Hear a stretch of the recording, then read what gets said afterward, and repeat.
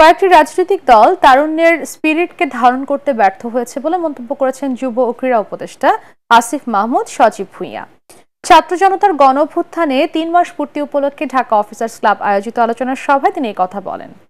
তারুণ্যের রাজনৈতিক শক্তি হিসেবে আবির্ভাবের সময় এসেছে বলেও মন্তব্য করেন তিনি। আরো জানাচ্ছেন হুমায়ুন চিস্তি।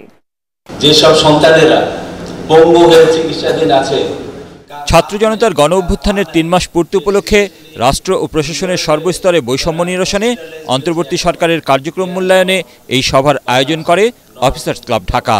এতে বর্তমান সরকারের বিভিন্ন কাজের সমালোচনার পাশাপাশি পরামর্শও দেন আলোচকরা। গভর্নমেন্ট চেষ্টা করছে দেশটাকে উন্নত দিকে নিয়ে যাওয়ার জন্য, কিছু অসুবিধা হচ্ছে। ওই যে স্বৈরাচারের দোষর, যে স্বৈরাচার যিনি ইন্ডিয়ায় বসে বসে কুটচাল চালতেছেন, মধ্যবর্তী কোনো পন্থায় থাকবেন না। যদি আপনি বিপ্লবের পক্ষে না থাকেন তবে আপনি আমার বিরুদ্ধ শক্তি। It will take only 7 days. কতজন শহীদ হয়েছে এতদিন লাগার কথা নয়।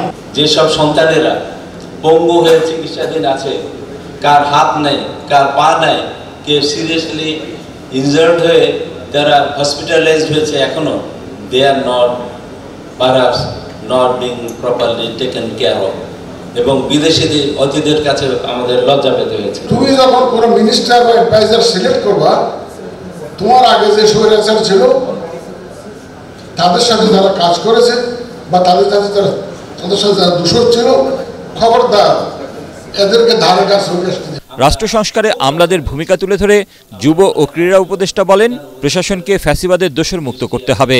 বলেন, জনকল্যাণমূলক কাজে যেন আমলাতান্ত্রিক জটিলতা তৈরি না হয়। বিভিন্ন জায়গায় এভাবে দোষরদেরকে ঢোকানো হয়েছে, তাদেরকে বের করার এবং সেখানে সৎ, দক্ষ এবং নিরপেক্ষ অফিসারদেরকে দায়িত্ব দেওয়ার কার্যক্রম পরিচালনা করছি। কিভাবে সংস্কার করলে, কাঠামোগত পরিবর্তন করলে ভবিষ্যতে আর কখনো প্রশাসনের এতটা দলীয়করণ সম্ভব হবে না।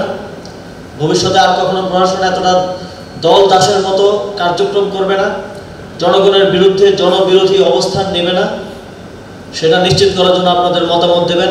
এ সময় নতুন রাজনৈতিক দল গঠনের প্রয়োজনীয়তা তুলে ধরেন তিনি।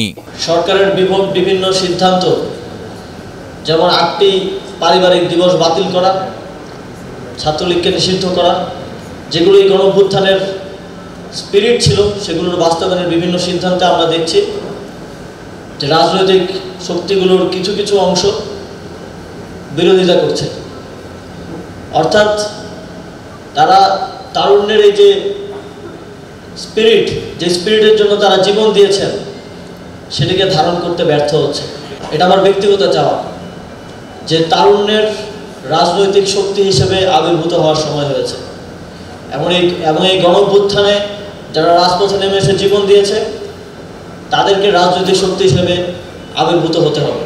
রাজনৈতিক দলগুলোকে তরুণদের মতামতকে প্রাধান্য দেওয়ার আহ্বানও জানান যুব ও ক্রীড়া উপদেষ্টা। প্রধানমন্ত্রী হুমায়ুন চিস্তি, এটিএন বাংলা, ঢাকা। আমার মনে হয়